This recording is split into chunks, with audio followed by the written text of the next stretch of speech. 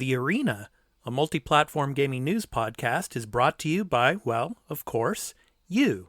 If you want to learn more about how you can support the show, go to patreon.com/thearena_podcast. Hit it! That's what I'm talking about. Wait! Okay, now, from the beginning.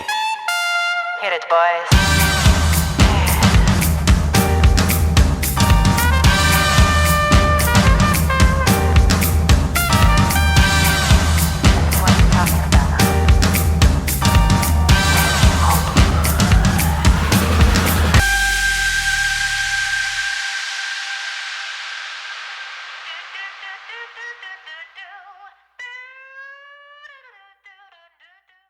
Hello, everyone, and welcome into The Arena, a multi-platform gaming news podcast. This is episode 80. I'm your host, Expat, along with my two co-hosts, Burly of Burly Gaming on Twitch and Turn-Based Carl. How you guys doing? I haven't seen you for a week. I've been on vacation, but anyway, how you doing, Carl? Doing good. Need my energy today. Need your energy. Got woken up a bunch of times last night, so I see. We'll see. Hey, Burly, how you doing, man? Doing good. I'm 1 week sober from spiritual opium. What? Congrats. Okay. So well, you're gonna be relapsing today. Yeah. Yeah, because this whole week I've been on spiritual opium the whole time, and I've been waking up like 3 times a night every night. It's like my biological clock's just been going off. It's like, don't you hate that? It's like you go to sleep, and then about 2 hours later you wake up. And then you check your phone, you check Twitter and stuff. You look at the news, see if any gaming news has come up, and of course nothing comes up, especially on April Fools, right? And then you go back to sleep, and then like 2 hours later you wake up again because the sunlight comes out at like 5 a.m. here in Japan. So you try to go back. I check the news again, check the sports news, nothing really going on. Go back to sleep again. Then I wake up at like 9 or 10 in the morning. You know, it's like, yeah, because I'm still off. I have another 6 days off until I go back to the schools. So, yeah, I mean, so I'm super hooked on spiritual opium right now, man. So anyway, we got a good show for you today. Yeah, a lot of stuff. Microsoft paying a bunch of dough for Game Pass games. We're going to talk about that. Yeah, I'm sure you're pretty tired there. Yeah. We have famous people coming to the Dark Pictures anthology series. We're going to talk about that. We're also going to be talking about another delayed game, as well as a cancellation of an event. We'll talk about that. And then, of course, our topic of the show, we're going to be talking about the conversion of PS Plus. Of course, you know, it's going to be now a Game Pass competitor, or really, is it? We'll talk about that later. So, but anyway, before we do that, and before we talk about the games that we've been playing this past week, here's a brief word about where you can find the podcast. Before the crew discuss what they've been playing, this episode of The Arena, a multi-platform gaming news podcast, and the post-show, in audio and video formats, will be going to Patreon in early access for 1 day after recording. So if you would like to support the show and become a patron at the entry Tier 1 level at $1 per month and get early access to every episode and post-show in audio and video formats, as well as watch or listen ad-free, please visit patreon.com/thearena_podcast for further details. Weekly on Sundays, the podcast will be uploaded to all free podcast services. Weekly on Wednesdays for the post-show, where you can find us on any podcast app for iOS or Android, Spotify, Amazon Music, and in video format on our YouTube channel, The Arena Productions.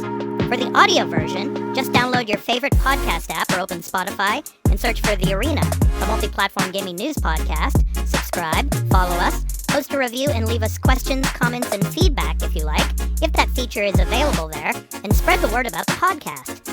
We also have a Discord called The Arena Podcast, where you can join and chat with the Arena Podcast community, and the podcast website is at thearenapodcast.podbean.com, where you can follow us and leave questions and comments as well. Finally, you can also follow us on Twitter at The Arena AMPGNP, as well as on Instagram at The Arena_podcast. Now, back to the show. Okay, guys. I've been playing, and Carl's been tweeting about this on Twitter, of course, because he saw some reviews of it. I've been playing the Kaito Files, so I'm in like the second chapter now, and I'm just gonna put I'm gonna put this to bed right now. I mean, this series Lay the smack down. Cannot continue. Well, it can continue, but it would be a mistake for this series to continue without Yagami. I mean, of course, in the Kaito Files, Yagami is not in it. Of course, he texts Kaito a few times, obviously. But, I mean, this series cannot just, continue and improve just on, a character that just depends on brute strength and brute force to get his way, and just to fight through the streets of Kamurocho. I mean, yeah, it's fun and all. I mean, it's very Lost Judgment. It's very much Judgment as well. I mean, both of these games combined into this. It's just DLC from Lost Judgment, basically, where Kaito goes on his own case for Yagami's detective agency. And there's some characters from the series as well that show up. But, man, I mean, yeah. I mean, just... he needs Yagami in this series. I mean, if this series goes to a third game, which I'm sure it will, Yagami's got to be a part of it, I think. That's just me. But I mean, it's an amazing game so far. I've finished the first 2 chapters, and the story is really, really good. So far, I don't want to say anything else about it. I don't want to spoil anything, but yeah, it's more of Judgment, Lost Judgment, basically. And there are 2 different fighting styles in the game that you use. And then, of course, Kaito, he has different senses. He has superior smelling senses. So there's like areas of the game where you go into a cafe. He's the Wolverine. Well, you go into like a cafe, and then you go into the back room, and you smell something, and then you can use it to get what you need in a particular part of the mission. Of course, there's more sensory, for example, sound, that he hears other different sounds better than other people can. And then, of course, his vision, he can use vision better than other people can in like investigative parts of the game. So, I mean, other than that, yeah, it's similar to Judgment and Lost Judgment. Everything else about the game. Insomniac's going to copy all that for Wolverine. Just like, yeah, they did it great. We're just going to do that. Yeah. But, I mean, of course, Kaito's an excellent character. He's amazing. I love to play as him, and that's what you can do in this game, obviously. But I think as a series, yeah, I think Yagami needs to be in it as well. So anyway, that's what I've been playing. Carl, what have you been playing this past week? I finished Triangle Strategy. Oh, you finished it? Nice. Awesome. Did. Awesome. I checked my save, and it was 43 hours. How many percent? 100% or no?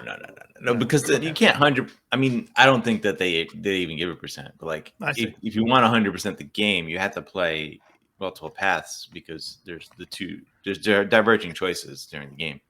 Okay. So I started a New Game Plus, and I was I want to experience the other choices, and the first choice is like not super significant as far as like the plot. It's just sort of like a choice between kind of like a side thing. It's like, do I want to go visit these people or these people? And it is different. You get a different character depending on which one you choose. Mm-hmm. But the second choice, which is like the first real decision that you have to make on what to do. And when you make that other choice, I was like, oh, this sucks. I do not like what happened this time. Yeah. Like I like, you're in dire straits. It feels terrible. I'm like this. And it's when you're playing the game, Carl, when you're playing the game, can you go back and change that decision, or you cannot? You could save your game and before you make the decision if you want. Yeah. Okay. For sure. Okay. Yeah. So I felt that I was interested in how the story feels significantly different at that moment. And then they do tie it back around to meet the other story. Mm-hmm. And it works. It doesn't feel like unnatural or anything. They definitely succeeded in doing that. I have to say, in the game and as in life, as my wife is right over there, if you follow and you listen to what your wife says in the game, you will feel a lot better about your choices. All right. It's I agreed with her most of the time. Actually, I think almost every time. In the game, yeah. My wife's like, "Oh, you should try that in real life." Something tells me when my girlfriend listens to this episode, she's going to hone in on this part. Yeah. Right. So it's the ending's interesting. Apparently there's 4 endings. I like the ending I got, although it's a little bittersweet, I'd say. But I think we ended up in a pretty good place. I won't spoil anything, of course. I am working on what is called the golden route, or the actual like sort of best ending you can get, which is kind of like it's basically kind of a secret 4th ending because you have to make very certain specific choices to get to that point.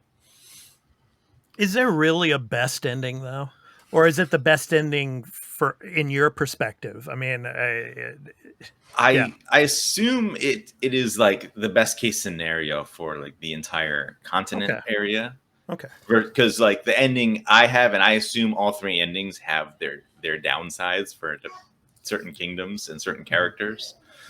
So I feel like that's probably going to end up the best for everyone, but we'll see. Okay. I'll try to get there. All right. It increases the difficulty too. So I actually dropped my difficulty, not the actual game difficulty, but like the battles are just harder. Like you don't play the game over and it's like low level and you're just crushing everyone. Like no, everybody's like high level, like higher level. It's like the first battle in the game I was losing. I was like, I can't beat this battle. It's too hard because the way it's positioned and you don't have that many characters. So I was like, God damn, this isn't. I lowered the difficulty down to easy just because like I want to get through it. Yeah. So, and then I played Tunic. Actually, I played some Tunic. Okay. A bit last night. I played the demo before. It's that game. It's the same game. It's really pretty. You know, it's very mysterious. You know, you just kind of it's an original. It's very much like the old Zelda. Like it's not much direction on where to go. You have to use clues and figure out. You know, it's more so I guess maybe like a Link to the Past. But there's actually like signs and things that are gonna kind of help you figure out where to go. Versus the original Zelda, there's like nothing, you know. Right. Like the combat feels good. You know, I got the sword and the shield, and I got like a wand I can shoot little magic. And you can upgrade your attack and defense and things. I didn't realize you can do that in the game. You get like little manual, like an old school video game manual, right? You get pages from it in the game as you're playing. And they look like an old, like flipping through like Legend of Zelda, like NES manual. But it has this runic language and you can't read a lot of it. So some of it's in English, some of it isn't. And the idea in the game is that like it's mysterious. You're trying to decipher it. So you can look through and sort of figure out like, okay, I think I know what this is trying to say here. And sometimes there's little things like scrawled in there, like someone actually owned it and wrote some stuff on there that are actual clues in the game. I'm wondering if later on in the game, as you progress, that runic language is translated more so that you can read and decipher it. Yeah. Okay. Yeah. I can tell you that much. I've put a couple hours in that game. Oh, you have? Okay. The more runics and stuff like that you'll find, and more of it gets translated, and you'll understand. Okay. Yeah, I mean, the level design's really clever because there's always sort of an extra path back to where you were before. There's so many hidden little paths all the time. Always check behind like corners and things and try to walk behind stuff all the time because there's going to be something there. And I mean, I fought one tough boss so far, the Garden Knight. He's kind of big, looks like a stone sort of masked guy with a big sword thing that he also shoots an energy blast from. Pretty tough. Took me a couple tries, but eventually I beat him. It wasn't too bad. Okay, cool. So yeah, good stuff. All right, Burly, what have you been playing, man? I've been playing a few different titles. First one, let's go to Lost Judgment. because I've played now. I've done the first 2 chapters. Holy, they kicked that game up compared to Judgment. Yeah. That game, they kicked it up to 10. Yes. Like the story and everything. Wow. Oh, yes. Yeah, I can understand from last year why you were really pissed that none of these people really took this game seriously, or it got any of the recognition. Like I'm only in the 3rd chapter, but I can really understand. So I'm slowly going through this on my own time. Yeah. But I've had a lot of fun so far. Yeah. So but and the other character additions too in Yokohama. Yeah, that's pretty cool. Yeah. Oh yeah. Yeah. I just love some of the stuff that they take back from the first game and then kind of expand on it, new things you're doing, and then just stuff. Like I love the one little.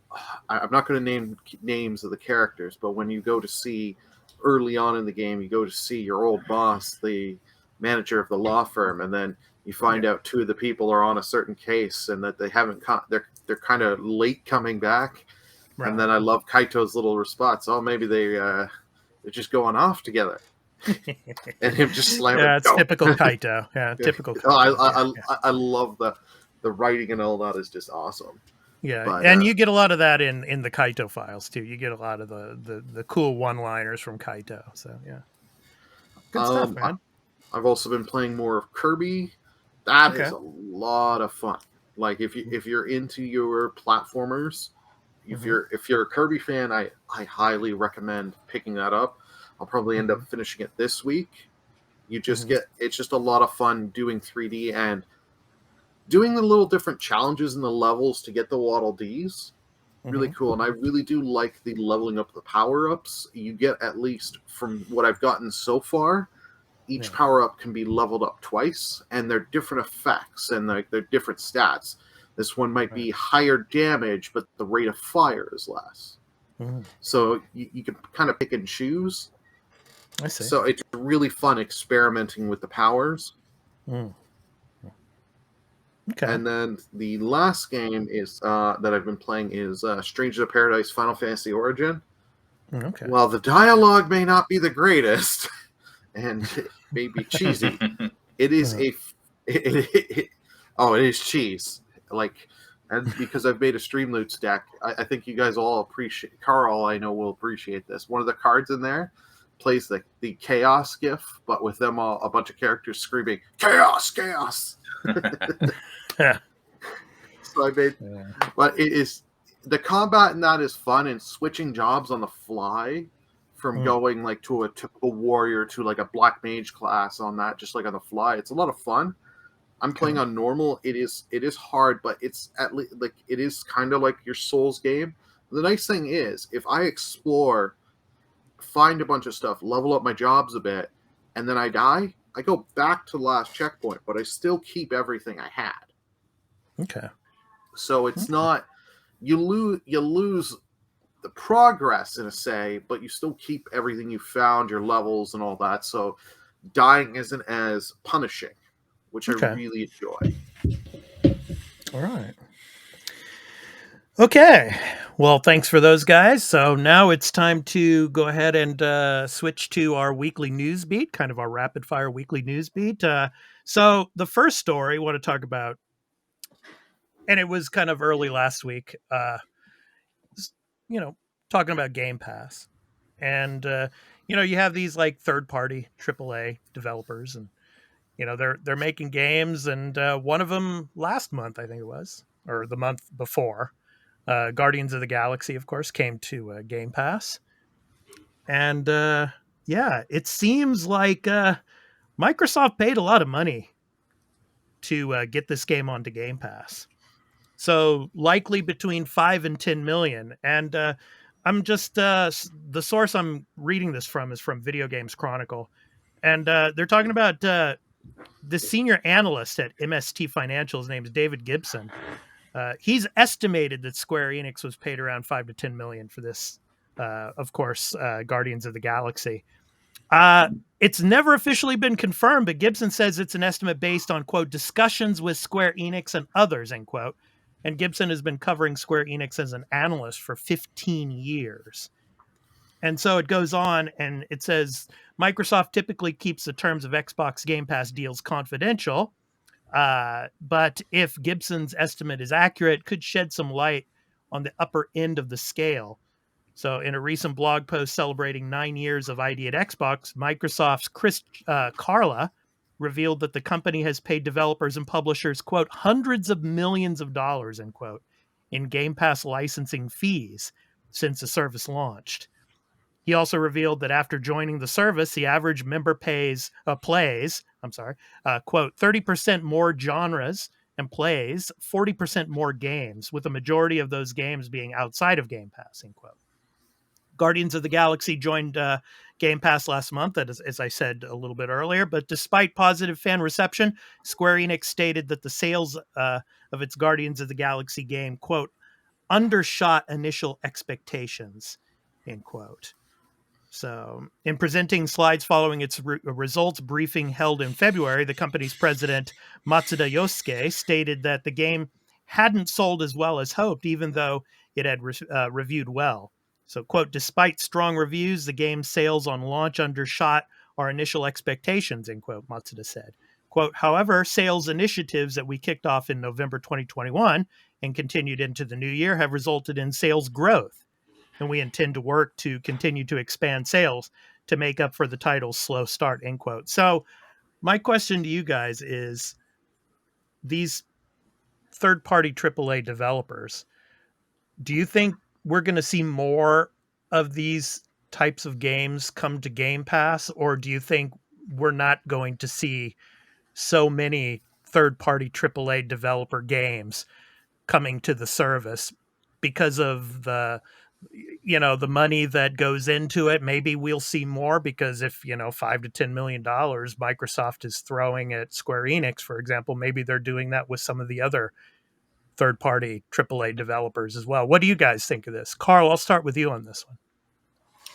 First thing I'll say is that I actually think 5 to 10 million is not a lot at all in this case. If they have 25 million subscribers, and if they're paying at minimum $10 a month, that's 250 million a month. This is nothing compared to that. Granted, yeah, they're paying for other things, but that's not very much. Yeah. This particular game, I don't even think this is the high end of what they've paid for other games. I would say probably not. Yeah. Back 4 Blood probably cost more. Outriders, because this game came out is it almost 6 months now? Yeah, it came out in October? Probably I think more. October. Yeah. Right. I think it was October. Yeah. Yeah, and it was very quickly discounted, because people didn't flock to it as they probably should have, because it was really good. But yeah. So yeah, they probably got a pretty good deal, I'd say, on this game. So I think this is exactly what they want to put in Game Pass. Something like this, which looks like incredible value, and people might look at this and say, "Oh, they're paying a lot." But Microsoft's probably like hearing people say that and like, get a load of these guys. They think that's a lot of money. Well, we've heard so many times now. It's like, how can Game Pass be sustainable? They're giving these publishers so much money to put these games on Game Pass, but I just don't think that holds any water. Yeah, and I think we'll talk more about that later when we talk about the PS Plus, stuff. Yeah, and Jim Ryan's comments. Yeah. But your question, what was it? Will we see more AAA third-party developers games on Game Pass? I've always Microsoft wondered, is putting in. Yeah, go ahead. Yeah, I've always wondered if the end goal of Game Pass was not to have as much of this, because it feels like what we've seen is a bit of, Microsoft doesn't have the first party lineup right now, but they are building that, and one day they will. And when they have it's coming soon. It's coming soon. Yeah. Will they need big third party titles on there? Yeah. I mean, this deal still makes sense because, like I said, this is an older game, and it didn't necessarily get the reception, so I think they got a good deal on it. But will they need a lot of big third party? Will they be able to get away with, getting some of the ones that are 6 months out that maybe some people didn't Right. play, and it looks like a great deal because, and we will see a lot of these, I think, because I think Sony is going to be competing now. The two of them are gonna have to have a bidding war on some of these games, because I doubt they're gonna go into these deals and say, go ahead and put it somewhere else too. That's fine. We paid you 10 million, but let PlayStation pay you 10 million too and get it. That's not going to happen. Yeah. And then you have people being facetious out there, and they're saying, well, in the future, there's not going to be any AAA third-party developers because Microsoft's going to buy them all up. Well, I don't think that's going to happen, of course. Mm-hmm. But yeah. Burly, what are your thoughts on this, man? I think they'll still do this because it's a big advertisement, because there are still people that are not into Game Pass or into these subscription services. Mm-hmm. And it is a drawing field, because I knew someone that didn't have Game Pass, but they were like, I want to play Guardians, but I don't want to upfront the high cost. So they bought 1 month of Game Pass, so that way they could get Guardians. And then they forgot to need that it auto renews, so they're in now. Yeah. But like these kind of deals help them out because it gets more people in, and once you get people in, something big like this they wanted, they go back, try, what else is on this service, and keep trying stuff,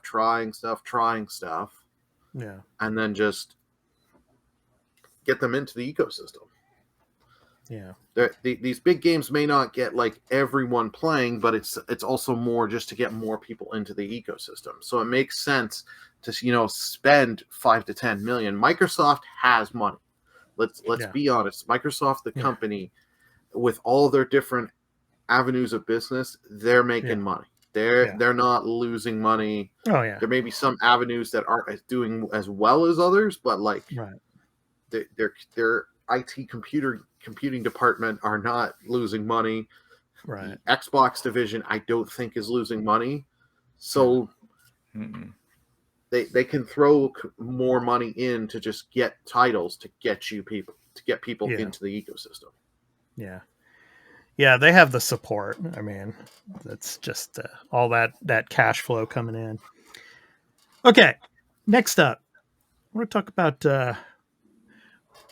I want to know if you guys can name for me like an Academy Award winner or an Academy Award nominated actor or actress that's been in a video game recently. Can you name anyone?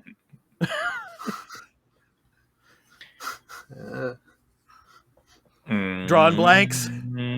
Yeah. Okay. Haley Joel Osment, Kingdom Hearts. Okay. All right. Anyway, so our next story. So there are, of course, a lot of great actors and actresses that have their faces rendered into video games and all. But we just got some word this week that Jessie Buckley, she's going to be in the next, or actually the season finale of the Dark Pictures anthology called The Devil in Me. So I don't know if you guys know who Jessie Buckley is, but anyway, I'm going to read this from Game Informer. So the Dark Pictures anthology, The Devil in Me, is the upcoming installment in Supermassive Games' collection of horror games, and the season finale so far. Cinematic trailer has shown the atmosphere for the scares to come, and now we know that Academy Award winning or Academy Award nominated actress Jessica Buckley will star in the game. So Buckley will lend her voice and likeness to the game's protagonist, Kate Wilder. The actress's film credits include The Lost Daughter, which earned her an Oscar nod for Best Supporting Actress at the Academy Awards this year, Wild Rose, and Judy. And she's also had notable TV roles on series such as Fargo and Chernobyl as well. So The Devil in Me follows a documentary film crew that gets invited to explore a replica of the home of America's first serial killer, H.H. Holmes. While exploring the ominously named, quote, murder castle, unquote, things quickly take a turn for the worse as the crew is stalked by a dangerous figure. The Devil in Me ostensibly launches this year, given the yearly release cadence of previous Dark Pictures games, but Supermassive has not confirmed a release window yet. So, yeah, I mean, what do you think, guys? I mean, I'll throw this question at you. Do you think we're going to see more big-name actors and actresses coming into the video game scene, especially with the video game industry bringing in billions of dollars now? Burly, I'll start with you on this one, man. Yeah, I think more and more will come in. We've had big names go in video games for 4 years. Like we have what's his face, David Arquette in that one in The Quarry that's coming, which is coming. months. Yes. Mm-hmm. Yeah. Yep.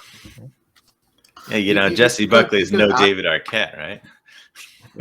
Yeah, you got good old Ron Perlman. He's been in the Fallout games. Ron Perlman. Stuff. Yeah. Mark Hamill. You've had Mark Hamill in the Batman games. So, like, it doesn't surprise me that more. I think more and more will come in because it's just another avenue for them to get discovered. And hey, for them, even if they're not doing the CGI, let's say, but just to come in, go in, voice some lines. It's just another way to just get some work out there. Yeah. Yeah, I mean they've been in and out of games a lot. You know, we've seen that before. You know, we even had Vin Diesel, right, for the what do you call it, Riddick games. Yeah. Right. Yeah. There's been a lot of this happens all the time. I mean, it's a lot of times it's really just you know, they want to put some name on their game to kind of sell it. Yeah. You know, I mean, even you had the Fast and Furious game, which they're like delisting that game or something already. Yeah. Yeah. Well, since you guys couldn't come up with one, how about Kevin Spacey and Spacey? Kevin Spacey was in the of course, the Call of Duty. Yeah. He who shall not be named, Modern right? Warfare. Okay, Carl, come on. he's been blacklisted, man. He's of course now, but he's an Academy Award nominated actor. So. Yeah. You know, it's funny you make that comment. I'm like, I didn't realize Jessie Buckley was nominated for Best Supporting Actress this year. This year, this year's Oscars. Right for last year's film. Yes, I did not win, but you know, right. In a movie called The Lost Daughter, which I did not know of, never heard of, no idea. Yeah. Sure. Okay. Sounds fun. All right, next up. All right, so we got another delay, guys. So, and I know this one's special for Burly here. So, Burly was really excited for this one, I'm sure. So anyway, the sequel to Legend of Zelda Breath of the Wild has been delayed to spring 2023, guys. Like, this was a surprise. I don't know what you guys think of this, but anyway, I'm going to go ahead and play. This is the video of the Nintendo. Yes, if I can get to it here for all of you video watchers here. So yes, this is the video of the delay. So anyway, what are you guys' thoughts on this being delayed? You know, I wasn't surprised, but anyway. Burly, what about you? Oh, this has been no surprise. We've gotten nothing on this game in a long time. Mm-hmm. So this was no surprise. Take your time because they know the first game was massive. I could never finish the first game. I just can't get into it. Mm-hmm. They're neat ideas, but there's just certain things I just didn't care for. Yeah. So like I wasn't really looking forward to this because I know it's going to be kind of more of the same and they're just change certain things. But like I am a huge Legend of Zelda fan, but one of the things I like are the dungeons, like the big dungeons and temples. They're like, oh, we'll have all these little shrines and we'll make a bunch on motion controls because that's how you really want to get the things to get your heart containers are motion controls. No.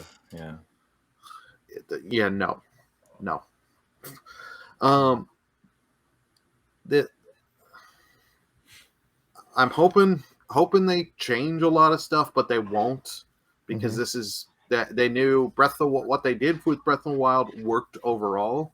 So they're not going to change a lot of the stuff I had problems with. They're just going to keep going in more of the direction because they know that's what the people want, the majority.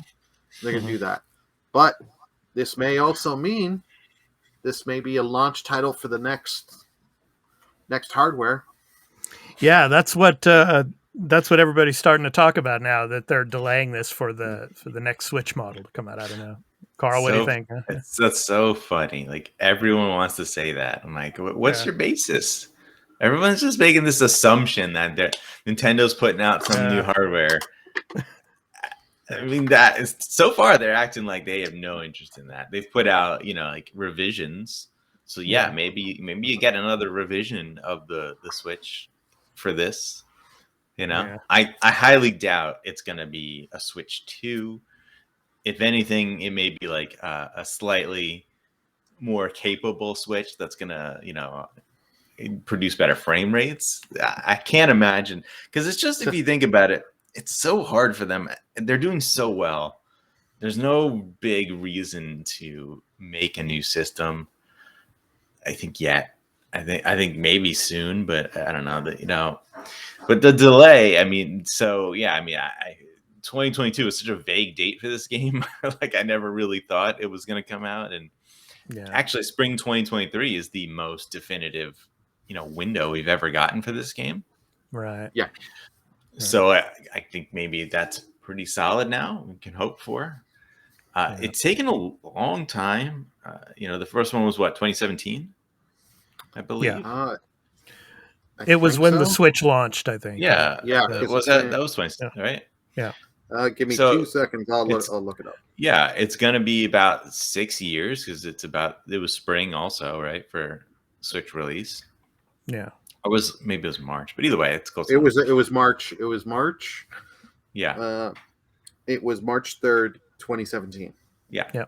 So it's 6 years. 6 years to build a sequel to Breath of the Wild, and you think that maybe sort of makes sense, but also maybe not, because it looked as though they were taking the game that they already built and like building another game, but maybe it's more ambitious than we thought.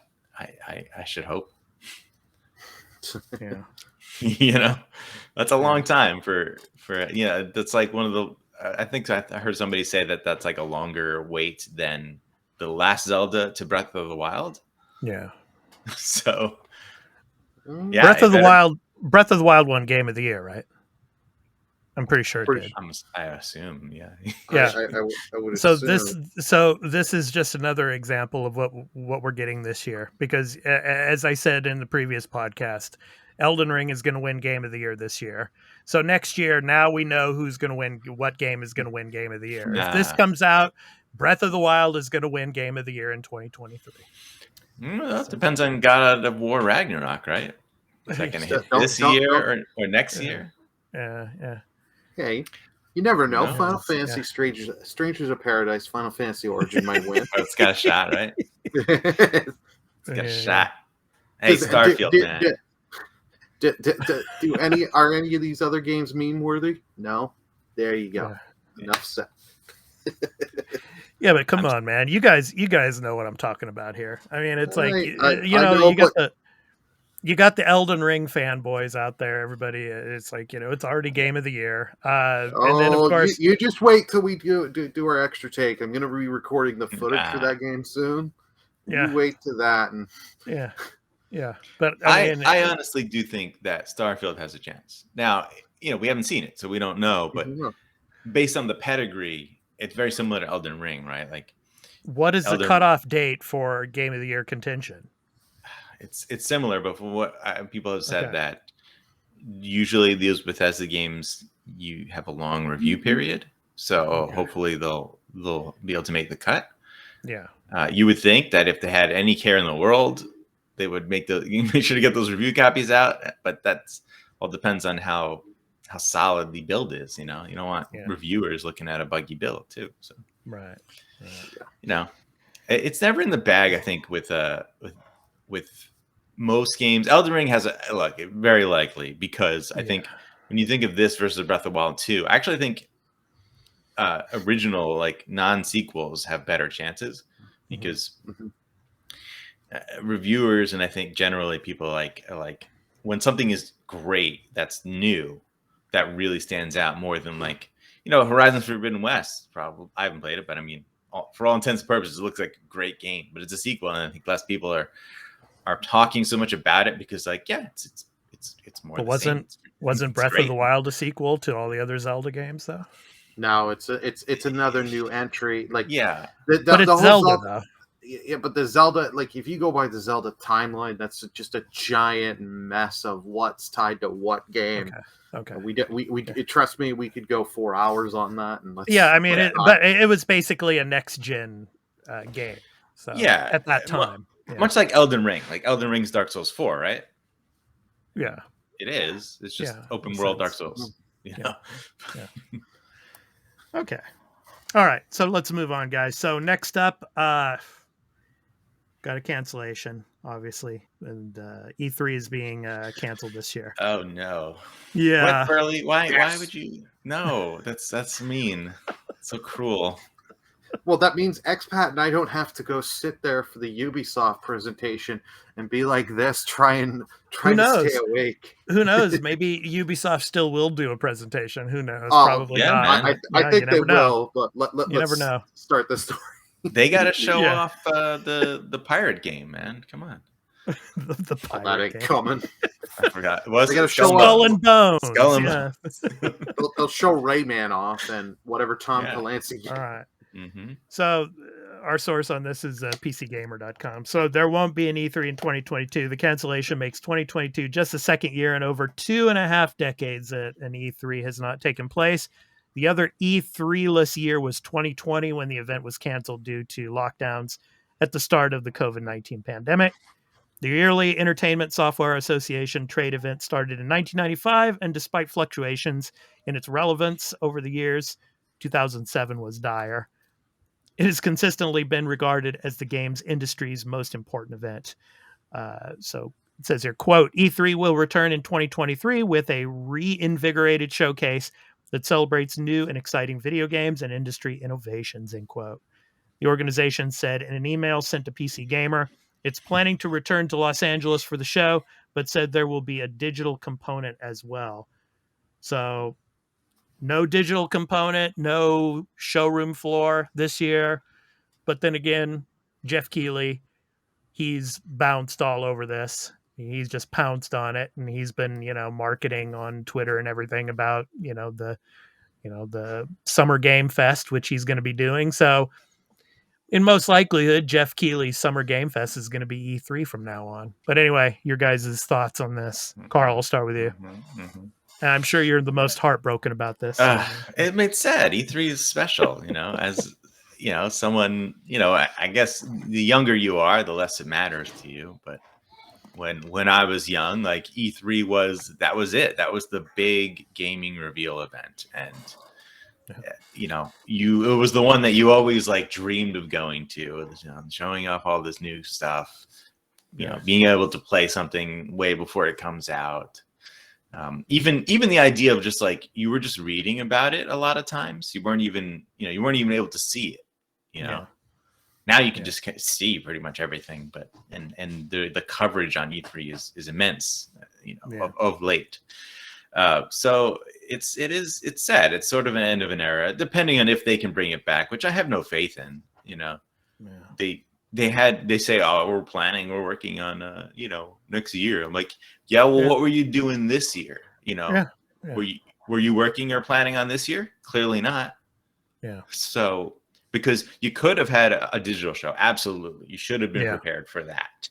Yeah. You probably should have been prepared for a physical show because guess what? Gamescom and TGS are doing their physical shows this year.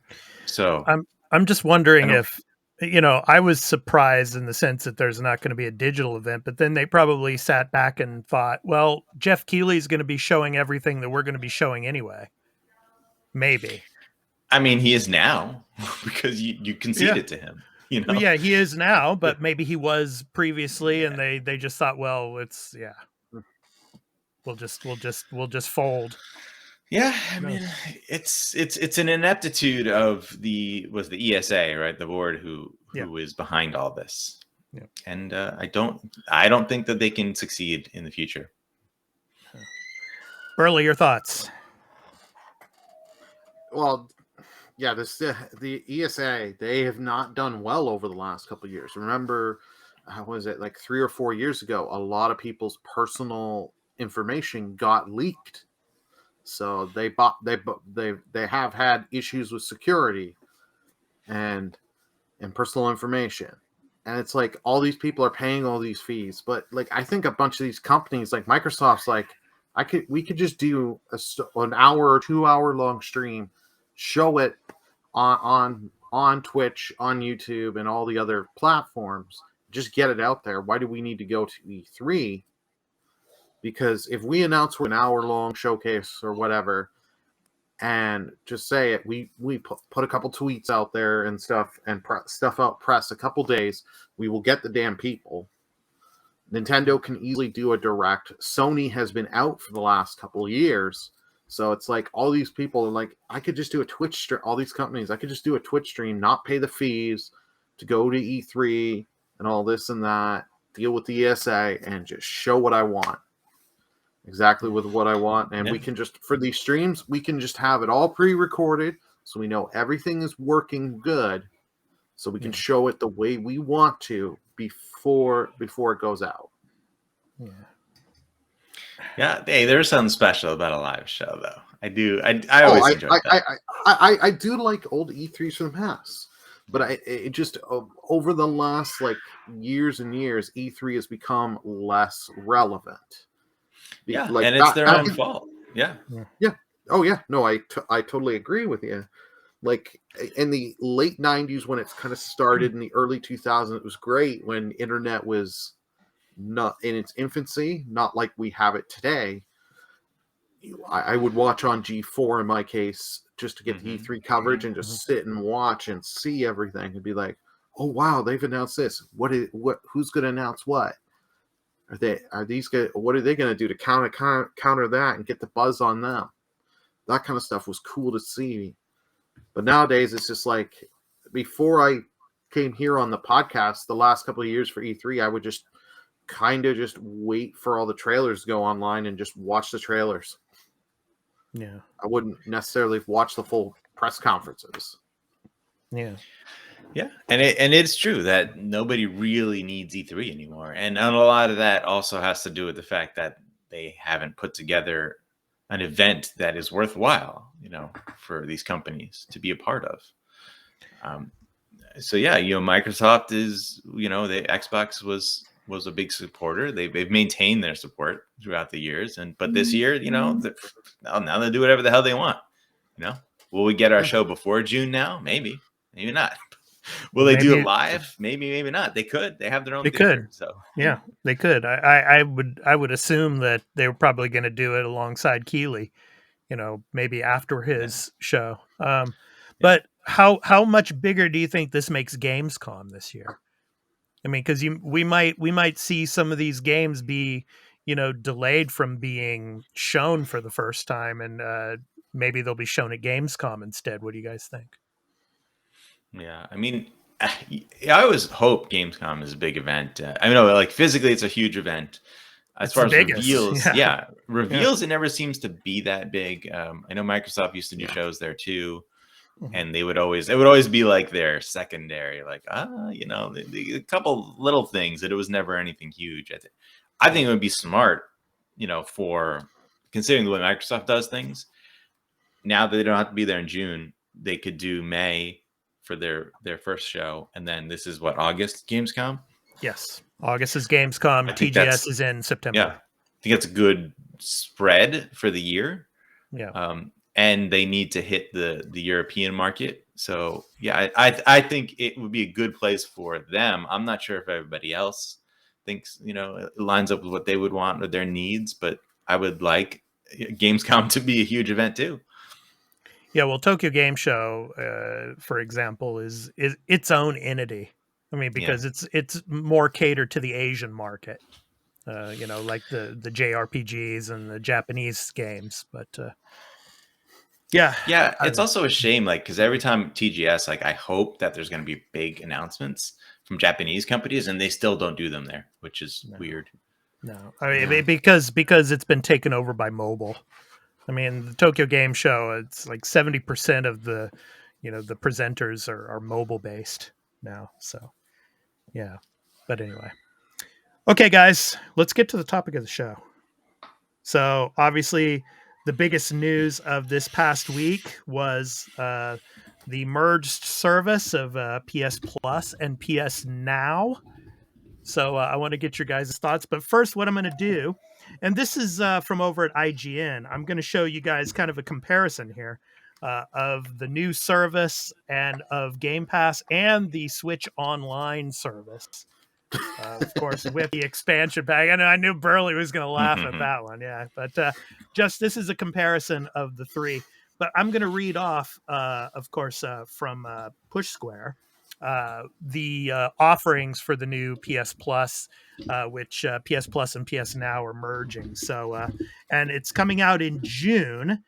So we have 3 different tiers now. So the first tier is called PS Plus Essential, which is $60 per year. So the PS Plus Essential tier is the same as what we've known of for the past years. It'll include all of the same benefits like 1 PS5 and 2 PS4 titles each month, as well as access to online multiplayer. So your current PS Plus membership will automatically be converted into a PS Plus Essential one in June. Then you can choose to upgrade to higher tiers. And the second tier, which they announced, is the PS Plus Extra for $100 per year. PS Plus Extra includes everything from the PS Plus Essential tier, alongside nearly 400 downloadable PS5 and PS4 games. At launch, the lineup will include Death Stranding, God of War, Marvel Spider-Man Miles Morales, Mortal Kombat 11, and Returnal. And it provides all the benefits from the Essential tier. So the last tier is the Premium tier, which this is, of course, the most expensive one at $120 per year. PS Plus Premium includes everything from the PS Plus Essential and extra tiers, and then adds PS3. And I should add streaming PS3. Yeah. And a PS5 and PS4 games, if you wish. Game streaming on top, as well as the ability to download PS1, PS2, and PSP games, and excluding Vita games. Yes. So, yeah. Wait. You didn't mention any of the monthly prices, which I think is important. Okay. Yeah. But it's Essential. right up here, yeah. Yeah. Essential was $9.99. Yeah. Extra was $14.99. And so for all you video viewers, you can see this now. But go ahead, Carl. You can read them off here. And Premium is $17.99. Yeah, per month. Yes. Yeah. I know. Like it's because Game Pass doesn't do yearly. So it's obviously a lot of people are going to want to do the yearly price because it makes sense because you're saving a ton of money on these. Right. So what do you guys think of this? I mean, a lot of the news publications were saying the competitor to Game Pass, or this is their answer to Game Pass. I really don't think it is, because you still don't get first party titles day one on the service. And then when it comes to, the PS3 games, you're still having to stream them like you had to do on PS Now. But, Yeah. I mean, so I don't know. Burly, I'll start with you. What do you think of this service? No comment. Nah. Got nothing to say. Nothing to say. Okay. No, I know I can't get away with that. If I tried, I know Expat would lunge through the monitor to get me. Yeah. Well, basically, what this all is, it's basically an expanded PS Now. Let's be honest with what this is. It has me interested. I like that you can buy yearly. That's one thing I've always hated with Game Pass, that it's monthly or I got to buy 3-month cards. Because I'm a guy, I like to pay for it once a year and then it's done. Because I just like consolidating all my bills. I like paying for it once and then it's done for the year and then I know I'm good. Just the way my brain works. But some things you can't do that. And I really hate that with like Netflix, or Game Pass, stuff like that. It drives me bonkers. So that's a nice thing. It's nice that we can download PS1 and PS2, but I need to see the library. Like, how many of the good classic PS1 games am I getting? Am I going to be getting, like, all the Crash Bandicoots? Am I going to get Spyro? Right. What am I going to get? Or, like, for that, and, like, of the PS2, how much of the library am I actually going to get? That's the stuff I care for. It's sad that Vita's not getting the love. I'm hoping Sony in a few months or next year they bring the Vita, because I would have thought that they would have put Vita games into this earlier than they would PSP, but I mean, PSP. Yeah. Why would they just leave that out? That makes no sense. Yeah, that I don't get. I'm hoping with the backlash, because people are like, "Why are you leaving Vita out? This is just stupid." I'm hoping they start working on it. But you never know with Sony. I like Sony, but they make some dumb decisions. Giving with the highest tier, giving Returnal, that's nice for those that haven't played it, and some of these other big games. Like, for me, I don't have Death Stranding on my PlayStation.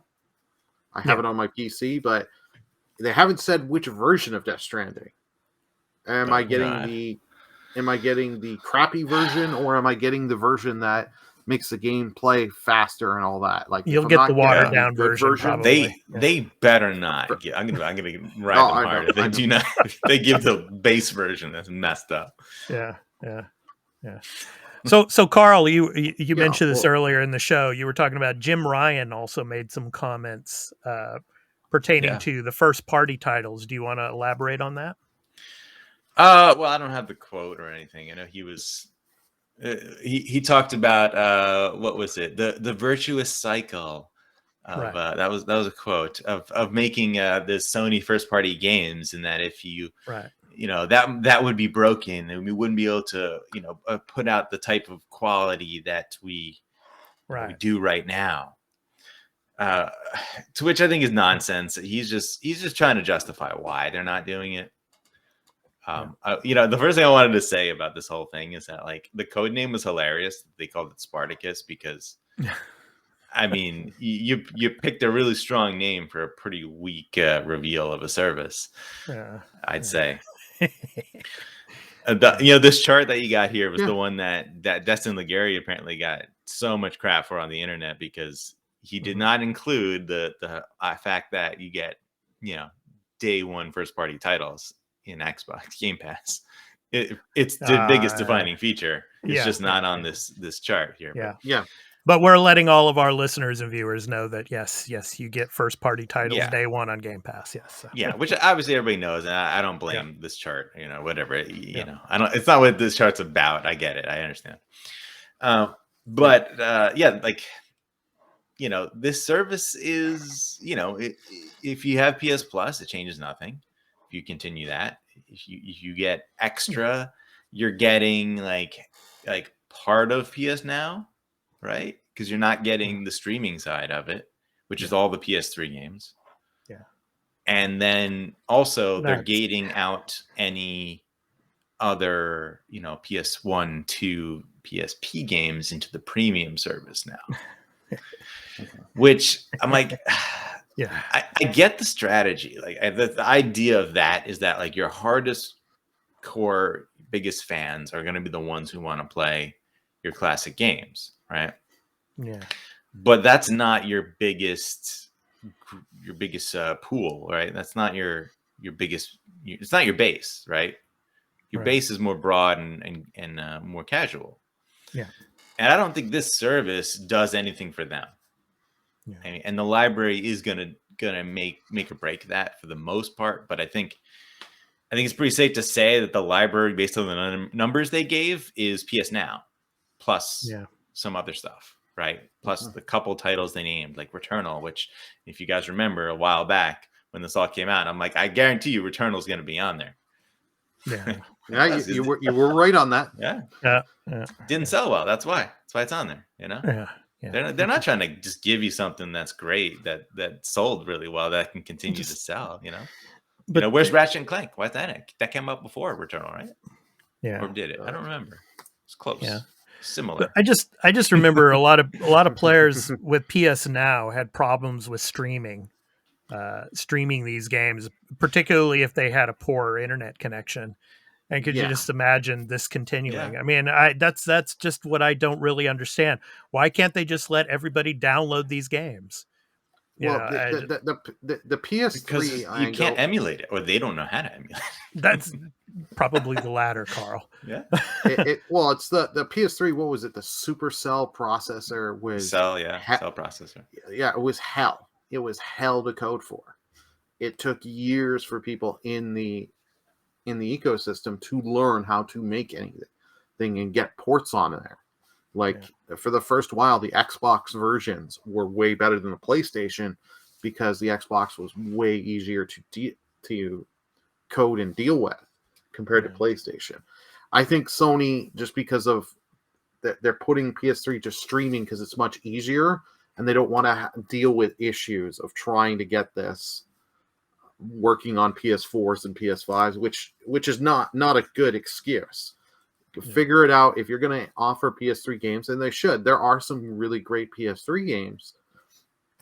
I shouldn't have to be I have a good internet connection where my apartment is, and I use it for streaming and stuff, but it's I don't want to have to stream a PS3 game and then stream on Twitch to just try and show this game off.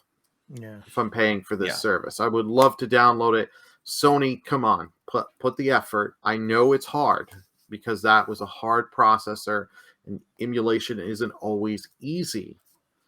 But you need to invest in it. You need to put the effort. That's something I don't like. Yeah, I obviously think at this point you could safely say it's just never going to happen. Yeah. And maybe it's because the cost is too great, and you also have to consider the fact that once you crack the emulation, right, you still have to pay licensing to all the third party stuff, or make some sort of deal with them. That's what Xbox did. They took them a long time. They put a lot of effort into getting every possible game and talking to so many different publishers to get those games to be on, because they're on the store. You can buy them. All those backwards compatible games on the Xbox from 360. I'm not even sure. Yeah, I think the original Xbox too. You can buy those games on the store. Yeah. Oh yeah. And you can't do that. You can't offer that unless you, make a deal with the publisher. And that's going to be tricky. With it already shows to have been that way. And if you go and look at this classic library, Sony does not have a strong first party classic library. Yeah. PS3 is where they started to really build that up. PS1 and 2, the majority of their great exclusives are third party games. Yeah. So if you want to put those on there, you're going to struggle. You're going to have to you're going to make all your deals. You have to spend all this money. So I don't know what that library is going to look like. If I guess, the PS1 library is going to look a lot like the PS Classic library. Oh, that little console. Oh God, no. That they've already talked to those people. It makes a lot of sense. Yeah. PS3. I honestly think they should port all those games, any of their first party stuff, and try to get Metal Gear Solid 4. Why hasn't that been ported? I have no clue. It makes no sense. Can I play God of War 3 on my PS4 yet? Yeah. Oh yeah. They released a God of War. They did 4 remastered on the PS3. Yeah. 3. You mean? Yeah. God of War 3. Okay. They so remastered. That's okay. Infamous 1 and 2. Those aren't, as far as I know. I think they were on PS Now. Okay. At one point, but but as PS3 they streaming games, right? Yeah. They didn't have remasters. No. Yeah. So I agree. If you can't play those native and you can't stream it, you can't emulate it, then you need to port those games, And then again, that's not going to be on the service because they'll be like, it's a new remaster. We get into the weeds on that. But back to Jim Ryan's comment, the thing I wanted to say when you look at the value of these games, I think he's completely wrong that you can do that, because if you look at a lot of the stuff Microsoft has released, has had really successful high quality games. come out. I mean, like Outer Worlds and Psychonauts 2 and Halo Infinite and Forza Horizon 5 and Gears 5, Flight Simulator. All of these games are highly rated quality games that have launched into Game Pass, and that didn't affect their quality. Wasteland 3. The other thing is that like sales, like he thinks that it's all about the sales, and like I get that's important, but if you take the 25 million subs, right, and you look at what PlayStation did in first party last year, you had what Ratchet and Clank, and you had Returnal, and was there anything else? First party that I can. I mean, like I'm not going to count Ghost of Tsushima as like re-release. That's not. Well, really they don't own Sucker Punch, I don't think, do they? Yeah, they do. Yeah, they do. Yeah. Oh, they do. Yeah, that's right. Yeah, they do. Destruction All Stars, was that last year? I mean, not like but we don't talk about that game. We don't talk. They gave that game away because they knew how bad it was. Yeah. So what I'm getting at is like, okay, you have your big hits, and you might sell 20 million copies of Horizon, Zero Dawn, right? I could guarantee you, I don't think Horizon Forbidden West is selling 20 million copies. Doesn't look like it. We haven't heard any sales numbers. No, it's sad because like marketing of that game, and because it came out at the worst time, because against Elden and everything else, that game got screwed. Yeah. And those 20 million copies of Zero Dawn are not full price sales. They're not all full priced. Okay.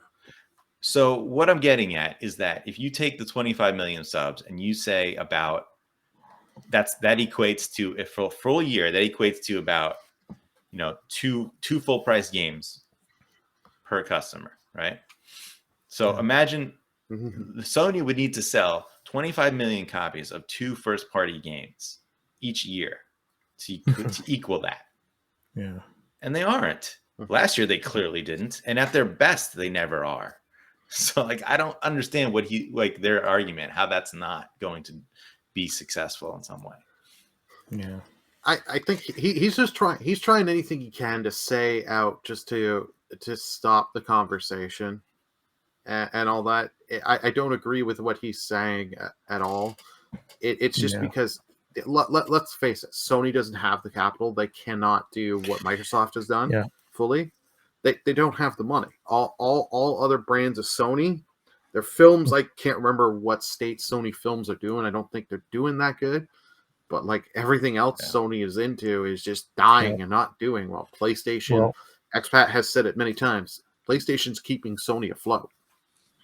Yeah, I mean, it's going to be interesting, as we talked about earlier in the show, that Microsoft is going to be coming out with more first-party titles as the year goes on, and they're going to be becoming more frequent.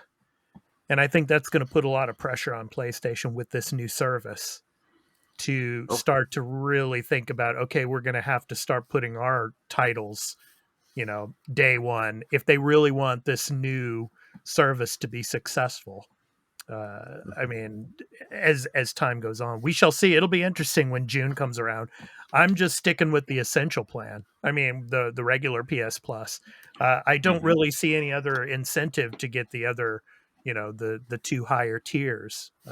So I'm just going to stick with the regular PS Plus, so the regular tier. I don't know about you guys, but I'm just going to... I'm sticking with what I have. Yeah, I've never in my life subbed to PS Plus. So. Okay, Burly, what about you? You gonna? I'm waiting on the library to be revealed. If the library is there, I will go the higher tier. For me, it's a little bit different than you guys because I am a Twitch streamer, so I can gain part of my cost. I can gain my cost back on some of these titles, and it is a little if the emulation and stuff is good, and I don't have to go through so much shit. Because that's the thing, like I work on computers for a living. I don't want to sit there all the time always and get emulators running it up and shit. If I can easily just download, let's say, some of the easy, let's say the Metal Gear Solid games, I can grab them easy on my PS5 and it's just boom, boom, play with a couple touches of the button. Right. I'm willing to do that because it just makes my time's worth it. but we'll see what the library is like and how it launches, because that's going to be key. Because like if this thing launches like a disaster, then it's funny. I've heard people bring up Metal Gear again, like with the exception of 4, like the Metal Gear collection is on Xbox, right? Like you can just play it now. You don't have to, I saw somebody said like, oh, I wish I could play the Final Fantasy 13 trilogy. I'm like, you can on Xbox. It's been on Game Pass. Like, did you guys see that? Well, here's the real thing. Why would you want to play the Final Fantasy 13 collection? I don't no idea. But see, look, give me Final Fantasy Tactics as a PS1 game on premium. Maybe I probably won't sub because I own a copy and I can play. No, here, what about the PSP version? War of the Lions. Yeah. So actually, recently I just looked into that, and from what I read, it sounds like the original is slightly better in only the regards of like as far as gameplay wise, because there's slowdown in the PSP version when you're doing certain spells, and also they made it widescreen and it messes with the text boxes and things don't look right. And I was like, oh yeah, I saw a comparison. I'm like, I'm happy. I just play the original. Like, yeah, you don't get the cutscenes, the extra cutscene. Who cares? But those were added anyway. They're not even part of the original game. So sure. Hey, did you guys see? This is off topic, but did you see like there was some speculation or there was some mistake made that listed, I think it was Resident Evil Village for Game Pass. Mm-hmm. Yeah. So I wonder if that's going to come to fruition or not. Probably not. I know Major Nelson was saying that was a mistake and it's not coming, but who knows? That's never know. That's the best way to play it. That way you're not paying Capcom the full money. I'll support that. If they throw it out on Game Pass, I will support that. And a small news story to talk good of Capcom. They did give all their people raises, all the developers a good little raise. You know what? Good on you, Capcom. Good stuff. Because you're at least promoting your people and they're trying to keep their people, because they've had some good years with Resident Evil 8 and some of their other big hits. So Monster Hunter, keep your people happy and you treat your people well. You'll get better stuff. They do have to say, like, that's not happening with Village, because you don't want that info out there when it's not really. It could happen, but you can't preempt that because it can affect sales. Yeah, but it's possible and likely even because Resident Evil 7 was on Game Pass. So. Yeah. And Carl, one other bit about these subscription services, and in addition to Game Pass, we got some news about the Game Pass family plan. Oh yeah. So what do you think about that? Yeah, this family plan that's going to be coming. Yeah, the idea I think is going to be 5 users. Right. We don't have any information on pricing or yet, so that's good. A lot of people have been asking for that, and I think it's really important. You just got to get that price right, and I don't think it'll be cheap because you're getting a lot, right? Like 5 people being able to play games like that. Yeah. But it can't be too expensive, of course, because I mean, it's kind of a niche usage then. Yeah. Hey, maybe the family plan will give us the yearly option. You buy it once for the year. Yeah. You see, I mean, like, I get what you're saying. I doubt it, but I'm hoping. I don't understand the incentive, because if they do that, then they're lowering the price, right? They're giving people a discount. Mm-hmm. And I get why Sony's doing it, because they want to lock you in for a year. Yeah. And I don't, and I think it's disingenuous to ask people to lock in for a year when you haven't revealed any of your library. And to be honest, like you've never been consistent with what you offer anyway. So like, why would you pay for? I get why, because it's cheaper, right? That's the whole reason.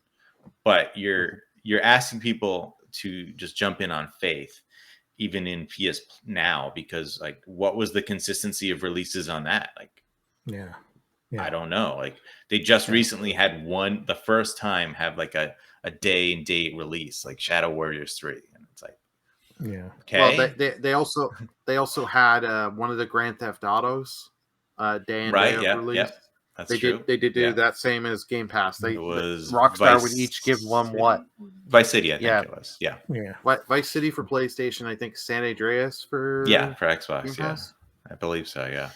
So I mean, whereas versus Game Pass, like I even would understand well, because we've seen the history of what they offer, but also like, you get the first parties. So if I said I'm going to get it for the year, then at least I know I'm getting, well, this year I should know I'm getting Redfall and Starfield unless something happens. But there's a reason to lock in your subscription there versus PlayStation. Like, I don't think that's right. I get it. It's just, that's why they're giving you the discount, because they want to just have that, right in the books. All right, we got this many people for the year. Cool. That means we got this much money. All right. So, I mean, it's going to be interesting come June to see how this takes off and, how it's received. So we shall be following that. So, and then, last thing, the naming, man. The naming sucks. It sucks. Oh, yeah. That naming's horrible. Terrible. Yeah. But here's the thing. I've seen other people to talk about this, and I don't think it'll ever happen, is they're like, well, now that Sony's doing this, will Nintendo change? No, Nintendo will never change theirs. No. They're slow to add on. You can't rely on Nintendo to change. They will only change if their subscription goes from, let's say it's 10 million users or whatever the number is, goes down to like 2 million, where they have a giant drop off. Then they'll change because then it's affecting their pocket. But because they keep doing these little things, and people are like, oh, they'll maybe one day release the game I want on there, so I'll just give them $20-something a year for the basic, or 40 or 50 or whatever the damn cost is for the expansion pass, to hope to get what I want. I saw a funny thing. I was like, oh yeah, that makes sense. Like extra versus premium, like which is higher? It's just those two words mean the same thing pretty much. So like, it's not that obvious. It's not like gold, silver, platinum. Like, we all kind of know that. We've been conditioned for that. This is something else. And also the fact that it's still just PS Plus. It's PS Plus Extra, PS Plus Premium. It sounds terrible to say, and it would be confusing for like a new user coming in. Like, if I told someone, oh yeah, get an Xbox and just get Game Pass, you'll have this great library. If I told you, get a PlayStation, just get PlayStation Plus, you'll have a great library. But then they get Essential and they have nothing. Then they're yelling at you. Yeah. Oh my God, we're these 3 games a month. What the fuck? Yeah, they're like, I paid for the lowest one because I didn't know if I wanted it. And then they get nothing. So like, that's confusing. All right. Okay, guys, it's time to get to our new game releases for the week of April 4th through the 10th. So I will start here. So my game, of course, for this week is Lego The Skywalker Saga. So I'm going to go ahead and play this for you and then read the description. So, the galaxy is yours with Lego Star Wars The Skywalker Saga. Play through all 9 Star Wars Saga films in a brand new Lego video game, unlike any other. Experience fun-filled adventure, whimsical humor, and the freedom to fully immerse yourself in the Lego Star Wars universe like never before. Comes out on PC, PS4, PS5, Switch, Xbox One, and Xbox Series X and S on April 5th. So you guys excited for this one? Mm-hmm. Carl. No, I'm sure it'll be great. Yeah. There you go. Burly, Hey, look. I'm wearing a Kylo Ren shirt right now. So he's the best part of the new trilogy. Yeah, right. Uh-huh. He was, at least. When I bought the shirt after the first movie, he was. No, this game I will pick it up. The nice thing is, if you are buying the higher edition, the $10 more, you do get the season pass. Yeah. So they are not hitting. It's not going to be like a $30 season pass. So, okay, $10 more up front. That has me interested in like the pre-orders here. If you pre-order it physically here, you do get like a lot of them. You also get the little Luke with the blue milk minifig, but you also get like small, either they're doing it a random X-Wing and or a Starfighter or TIE Fighter. Yeah. Little Lego kit. Yeah. Yeah, with the DLC, you get some of the TV series characters as well. So I think they get the Mandalorian and some others. So yeah, excited for it, man. Looking forward to it. So I'm sure it'll be fun. Yeah, I really liked Lego Marvel Superheroes. That's kind of the only one I played because I got it Yeah. Yeah, I got it later, and I didn't pay full price, but it was great. And I think that this was a could fun be game. this could be the last Lego Star Wars game we're going to get for a while. I think because until another movie comes out, they'll probably wait until that happens, or they might consolidate some of the TV series and make another Lego game. But I think this is going to be the last for a while. I think so. Lego Mandalorian. Once the show ends, you'll get your Lego Mandalorian. Okay. That show is way too popular, and the Star Wars brand and all that. They know they can cash in. You'll buy the Baby Yoda edition of that game. Yeah. You will. Okay, Carl, you're up next. What's coming? All right. I have Chrono Cross, the Radical Dreamers edition on April 7th. The Radical Dreamers. Yeah, man. I love that. PC, PS4, Switch, Xbox One. Yeah. Players will embark on an epic adventure that transcends time and space with refined illustrations from original character designer Nobuteru Yuki, remastered music from acclaimed composer Yasunori Mitsuda, and variety of additional features. Okay. Chrono Cross returns as a remaster of Chrono Cross the Radical Dreamers edition follow the story of Surge, who stumbles into another world and learns of the connection between his existence and the future of his planet. Classic time-bending tale of adventure and friendship featuring one of the largest and most diverse casts of playable characters of any RPG. With over 40 potential party members, each character brings their own element, affinity, and unique skills. Okay. I'm not sure it's one of the most diverse casts, but I've played this game. It is a very good game, though. Or at least it was. I don't know how well it's going to hold up today for a lot of people. Visually speaking, I think it's a PS1 game, and it's got a little polish on it, and that's about it. So just remember that going in. Right. Right. Okay. All right. Burly, you're up next. What do you got? Well, that is a game I was looking forward to. Chrono Cross. But for mine, we didn't want to make me and Carl have the same pick, so I changed mine to Happy Humble's Burger Farm. Happy Humble Burger Farm is a first-person adventure horror cooking game. Discover the dark secrets of the Happy Humble's franchise by exploring New Elysian City. Cool. So I was like, this is a little... I saw this because on the list, I'm like, this is different. I was like, okay, this is something different. Try. This is something I could see myself just doing on a random stream night. Yeah. And just with the loots of just to scare me as I'm playing this, I could find this funny. Yeah. Yeah. What else is here interesting? MLB The Show, April 5th, of course. Godfall hitting Xbox on April 7th. If you care about that game. Do not play. I haven't played it, but I've watched people that have played that, and it's like, I feel bad for you. This one, I didn't even know this was happening. April 7th, House of the Dead remake on Switch only.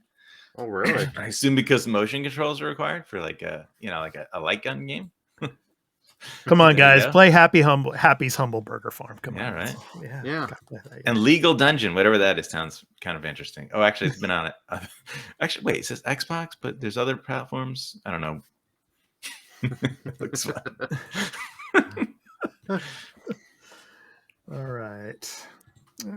So now it's time for the PS Plus games for April. So Burly, what are the PS Plus games for this coming month? Yep. Just give me 2 seconds here. The 3 games we got for April. Just got it. For PS5, for the PS5 version, subscribers, you get Hood Outlaws and Legends. For PS4, you're getting SpongeBob Battle for Bikini Bottom Rehydrated, the remaster, and also Slay the Spire.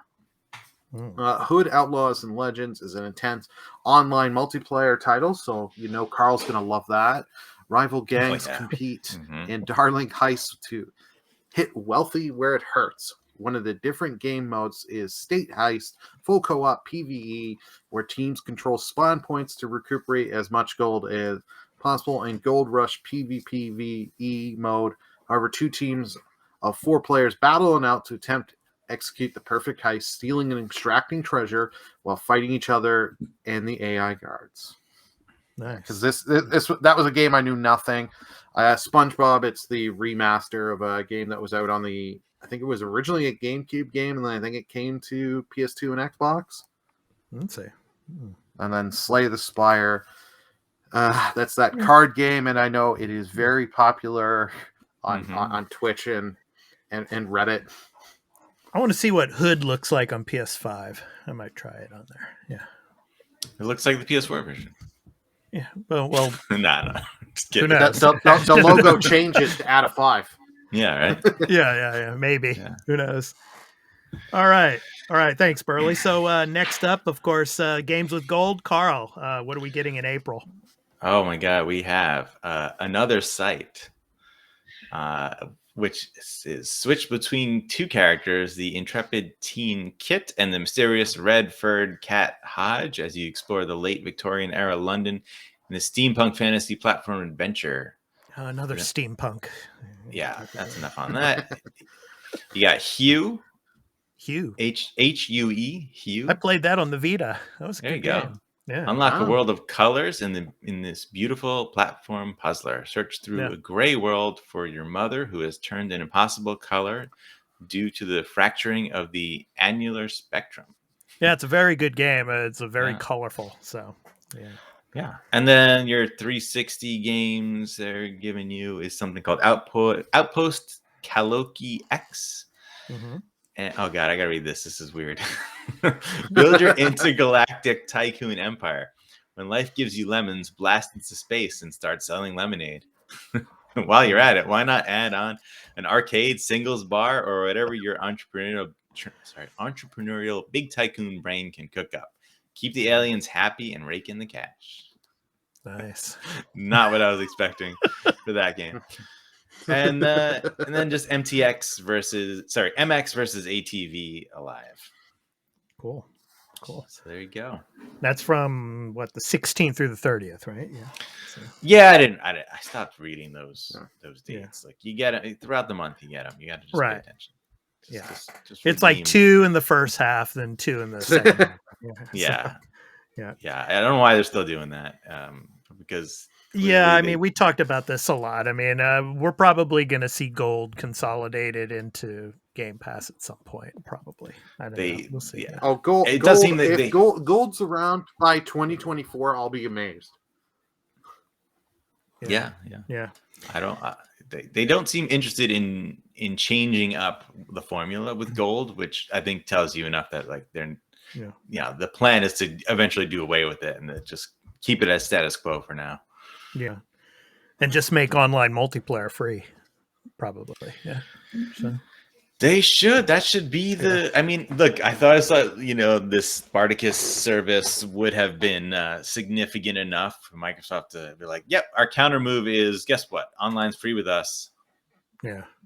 But now after seeing that announcement, I feel like they don't have to say anything. There's maybe when the library comes out, I just don't think that they even need to counter it at all at this point. Because it's not like even the base service. You could have thought maybe the base service got like really cheap and it combines some other stuff, but nope, it's just nothing, Yeah. And Carl, what are our Game Pass games that are going to be coming the beginning of this month? What do we got? The only thing I know of is MLB The Show 22 on April 5th. Yeah. Otani Shohei. Yeah. He's on the cover. Yeah. The made by a Sony first party studio baseball game on Game Pass and possibly not on PS Now or PS Plus or PS Plus Extra Premium. Well, if you're a Sony fan right now, you either have to play this on Game Pass. That's the only way you're getting this game kind of like free or at a cheap. If you're if you only have PlayStation, you got to pay the full price. It's not on PS Now. Yeah. Yeah, realistically, look, this is not a game for Sony fans. This is a game for baseball fans, and this is why it's on Xbox now. You know, baseball.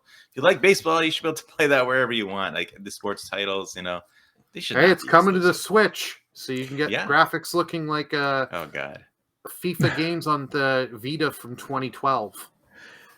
Yeah, Carl, is there anything leaving Game Pass this coming week?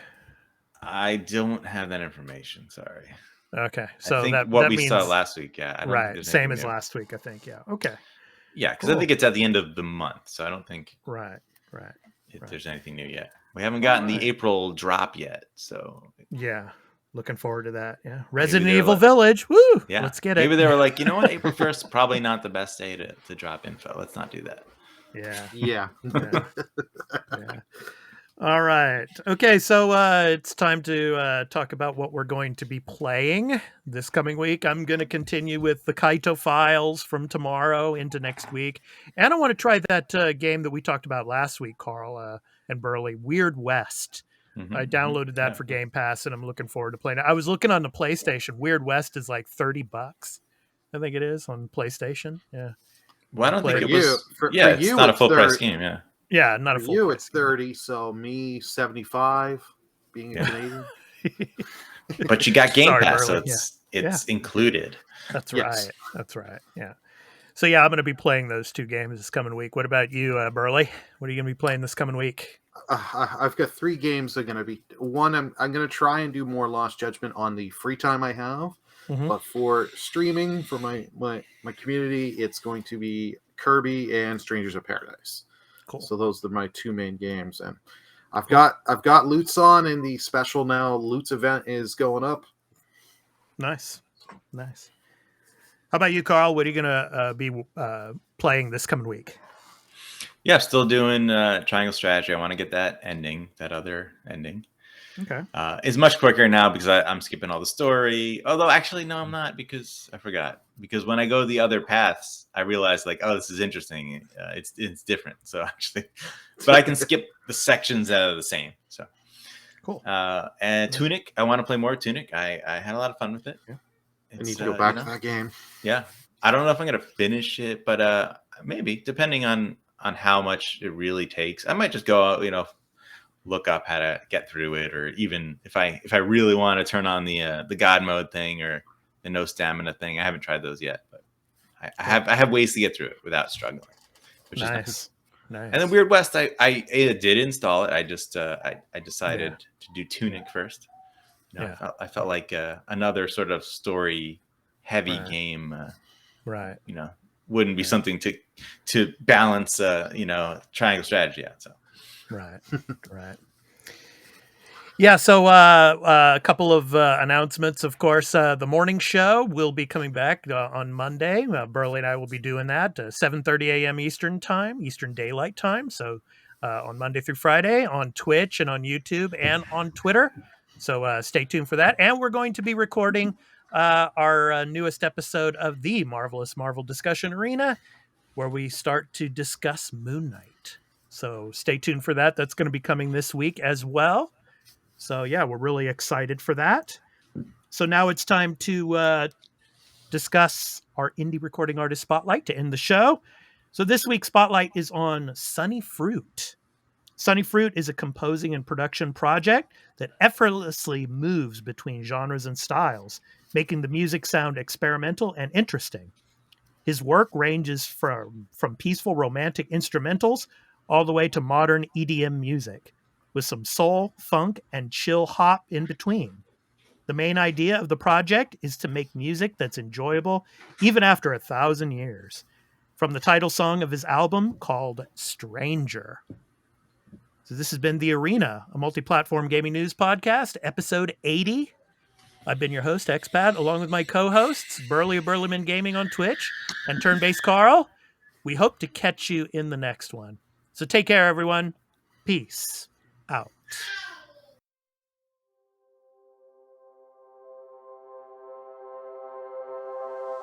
Woo!